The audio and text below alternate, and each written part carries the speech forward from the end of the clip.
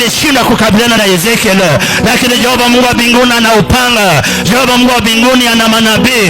Jehova Mungu wa mbinguni ana malaika. Jehova Mungu wa mbinguni ana majeshi wake. Jehova Mungu wa mbinguni anawezana, akamaliza kazi yao, akamaliza madhabahu zao, akamaliza madhabahu zao. Tunakata Ezekiel Vihiga, tumekata Ezekiel Kakamega, tumekata Ezekiel madhabahu zake. Tumeyatangazia kwamba Kitale haitakuwa na Vihiga itafungwa katika jina la Yesu. Hata Kitale hawatakaa, hata Kakamega hawatapenya. Tumezima hata Zalwete. Tunatangaza vita vya kiroho. Baba, uachilia hukumu yako ikaanza kuwapepeta pepeta hawa manabii, pepeta hawa manabii wa giza, pepeta hawa mapasa wa giza, pepeta hawa mapasa wa giza, pepeta hawa manabii wa giza, akawapepeta na kuangamiza katika jina la Yesu. Welcome back to Havana Media. My name is Bshp, and as usual, I'm going to be your host for today. Now, I want to be very brief so that you can watch this video up to the end.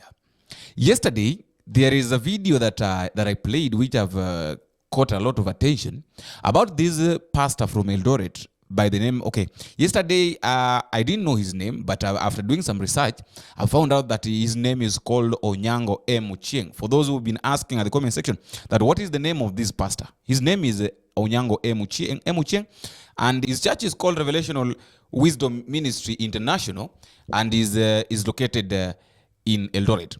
Now, yesterday he was praying for Ezekiel. In fact, he was not even praying for, he was praying against Pastor Ezekiel concerning the crusade that Ezekiel was planning to have in Kitale, in which the crusade has been successful for the past 2 days. I've been watching the crusade. The crusade has been successful. I was watching his prayer to what he was praying for, that let there be rain, let the people not come. But I came to realize that 60 acres of land where the crusade was being held was almost full. And I was comparing it with the Kitengela crusade and also the Nyayos, the Kasarani crusade. So it means that his prayers were not answered. And I know where he is, he must have been disappointed.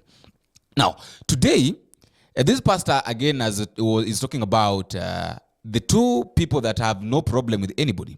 That is Bishop Harrison and Kimani. I don't want to talk much, but I want you to listen to what he was saying concerning these past, both Arizona and Kimani. He was saying that they are like Esau. And he was adding that they are worshipping Ruto as their god. Why he was saying the reason why he was saying that they are like Esau is because they've sold their birthright to the United States. I want you to listen to this video up to the end, and then after watching this, please give me a comment in the comment section and tell me what you think concerning this pastor, because as it stands, you know, this pastor is fighting everybody now. I thought that maybe his fight was only because Ezekiel, maybe we felt like Ezekiel was ahead of him, but I've come to realize that he's fighting almost everybody. Every man of God is fighting. And I told you yesterday that an enemy of a pastor is a fellow pastor. And an enemy of a man of God is another man of God, especially those who feel like they are inferior, and maybe they are seeing others prospering and ahead of them in the ministry without knowing what these people have passed through to be where they are. I would like you to listen to this and then give me a comment in the comment section. And a reminder, if you're meeting for the first time, please don't forget to subscribe. Just take a minute, go to the subscription area, click the subscribe button, and then you like. And then after that, give me a comment. And until we meet again, I have been your host, Bshp. Watch this.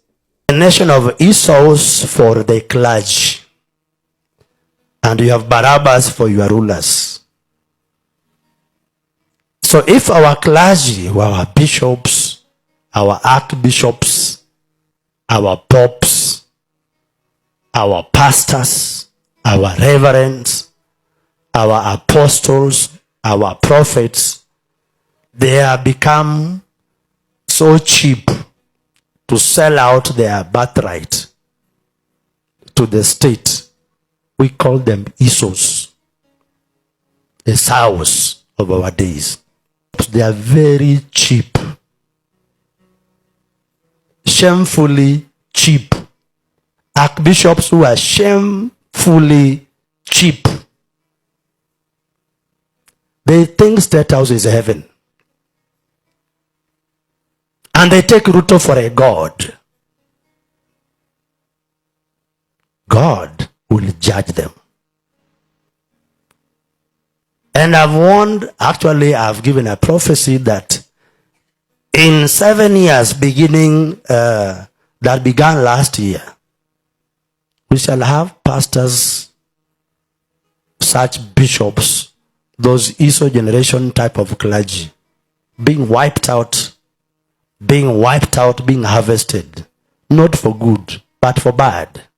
God will judge them because they are a hindrance to the purposes of God over the republic. They are brokers. They sell our destinies to the devil. They sell our destinies to Satan. There is not a single archbishop amongst those ones that are top clergy that is worth being celebrated, including the latest entrant, your own Archbishop Harrison.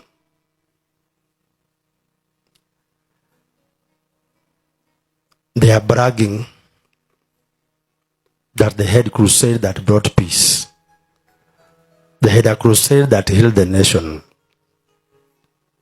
I challenge them that did you not convince God to overturn the judgment that I spoke over Nairobi and over the Republic? If they had God, why did the warning I gave, even the recent alert, hasn't Nairobi been in floods? Did you call Benihin? Or they forgot his address? Did he call Muteja? Is he beyond reach? The floods devoured you. I spoke it from this altar by my mouth. I've challenged those prophets.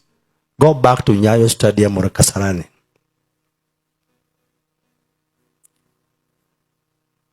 Today, the bishop of the sea of archbishops, they gather in their own kamukunjis. Onyango is the subject.